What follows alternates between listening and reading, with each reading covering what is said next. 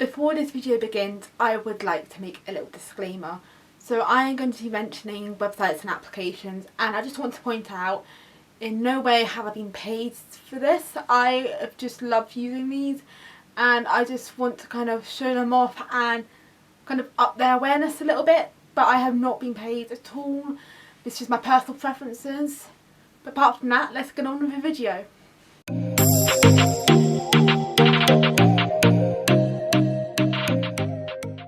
Hi guys, and welcome back to another brand new video.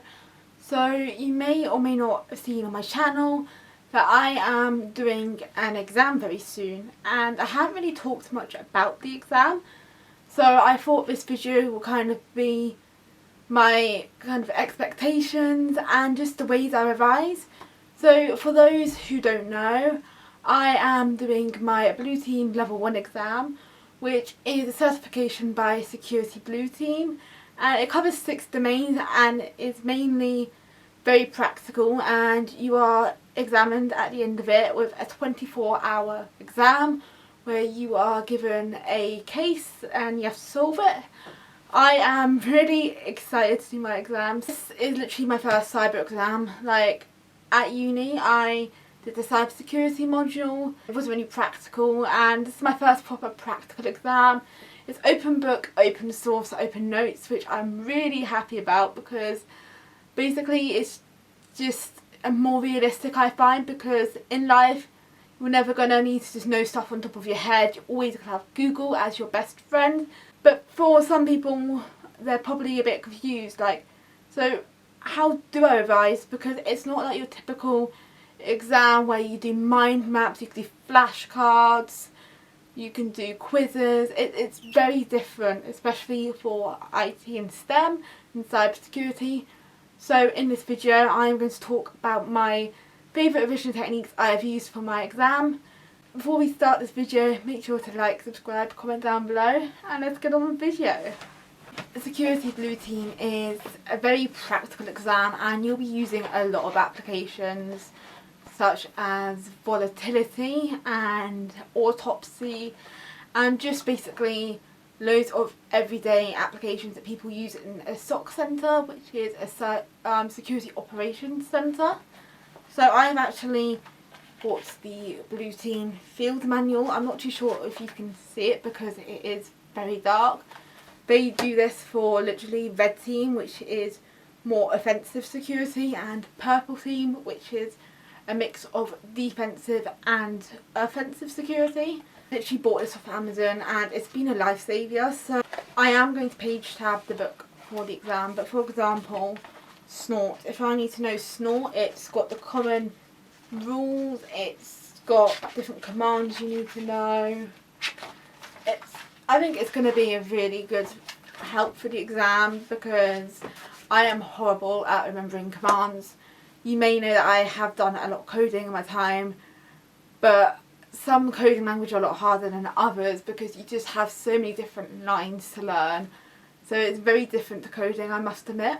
I was using the Security Blue Team website for their e-learning platform. I have also joined their Discord server, and I've not been afraid to ask questions, to be honest. I think it has really helped just to kind of meet other students. The server is actually really nice.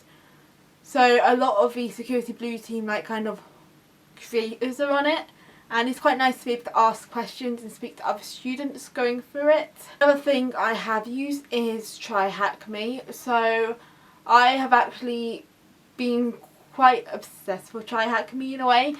So it's very gamified, like you basically have a streak you have to keep, and I'm currently on a 190-day streak as I'm filming this, which I think is quite good for me because normally I get to about a week and then I forget about it, like my Animal Crossing island, which I have definitely not forgotten about.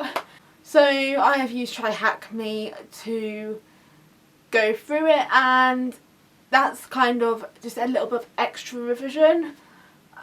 What's so nice about it is they have little subsections, so like a SOC centre, and they have like, you know, recommended learning paths, and it was quite nice as well is there's a leaderboard, so you can try and get into the top of a leaderboard for your country, or you can even set up leaderboards for like your work, which is quite nice. And I've also used LinkedIn Learning.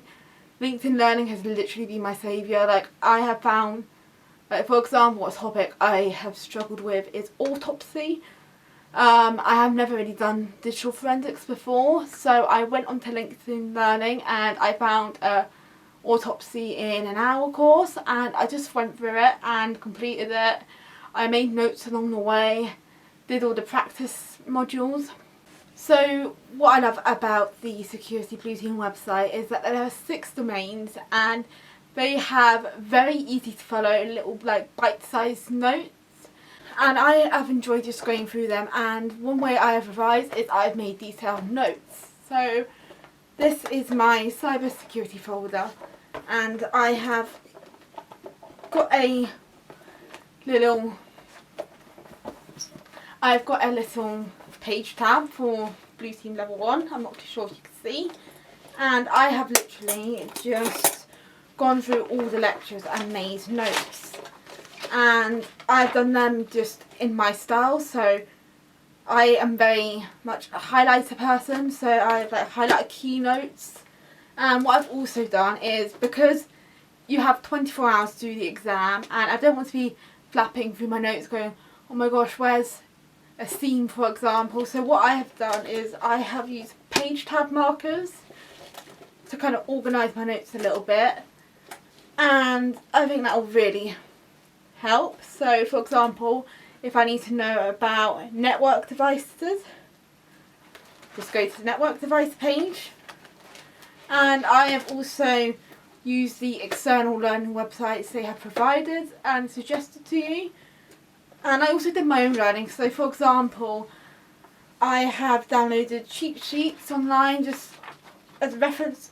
I may not need them in the exam, but they're just helpful to have anyway for my job.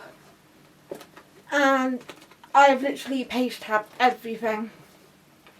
This folder is literally going to be my saviour during the exam, as I am a very nosy person, so it is. But what I've also done is I have downloaded the glossaries. So another thing I've done is I've downloaded the glossaries, and I basically just highlighted the key term and highlighted the key points. So I am allowed to show this because it is TLP white, which means it doesn't breach the NDA, because when you do the exam you do have to sign NDA. So I am not allowed basically talk about what scenario I had in the exam. I'm not allowed to like show me do the exam, like the screen. I am going to hopefully film a video of me doing the exam, like just my experience and just what I get up to in 24 hours. Yeah, so I've downloaded the glossary and I just highlighted the keywords really. Another thing is I have done a lot of practical. So the only way you're going to learn is to practice, practice, practice. So any spare moment I have been doing practical exams and labs and practice tests.